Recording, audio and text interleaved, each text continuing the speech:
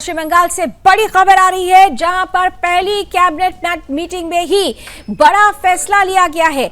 पश्चिम बंगाल से बड़ी खबर आ रही है, जहां कैबिनेट की पहली बैठक हुई है और पहली बैठक में सीएम शुभेंदु का बड़ा फैसला सामने आया है। पश्चिम बंगाल की पहली कैबिनेट बैठक में 6 बड़े फैसले लिए गए हैं और सबसे बड़ा फैसला पश्चिम बंगाल सीमा पर बाढ़ की प्रक्रिया शुरू करना है। बड़ी और अहम खबर इसे इस लिहाज से कहा जाएगा कि लगातार घुसपैठ को लेकर जो सवाल खड़ा हो रहा था, बीजेपी ने अपने घोषणा पत्र में भी यह वायदा किया था कि सबसे पहले पश्चिम बंगाल की डेमोग्राफी खराब करने वाले घुसपैठियों के खिलाफ बड़ी कार्रवाई होगी और ऐसे में घुसपैठ रोकने के लिए एक बड़ा महत्वपूर्ण निर्णय पहले ही कैबिनेट मीटिंग में लिया गया। बॉर्डर फेंसिंग के लिए जमीन देने का काम शुरू किया जाएगा। बीएसएफ को जमीन दी जाएगी, हस्तांतरित की जाएगी।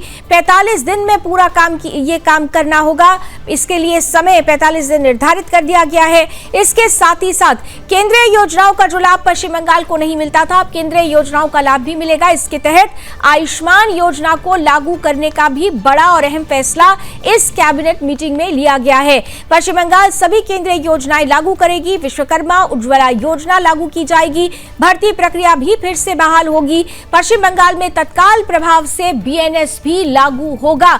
तो बड़ी और अहम खबर इस वक्त यही है कि पश्चिम बंगाल में पहली कैबिनेट मीटिंग में ही जो बड़े और महत्वपूर्ण 6 फैसले लिए गए हैं, उन फैसलों में सबसे महत्वपूर्ण फैसला फेंसिंग का है और ऐसे में घुसपैठ को रोकने का जो प्रण लिया गया था, उस संकल्प पर शुभेंदु सरकार ने काम प्रारंभ कर भी दिया है। और साथ ही साथ जो तमाम केंद्र की योजनाएं हैं, जिसे ममता बनर्जी के काल में नहीं लागू किया जाता था राज्यवासियों के लिए, अब शुभेंदु सरकार ने स्पष्ट कहा है कि तमाम जो केंद्रीय योजनाएं हैं वो बंगाल में लागू की जाएगी। आयुष्मान योजना का लाभ भी अब पश्चिम बंगाल के लोगों को आसानी से मिल सकेगा।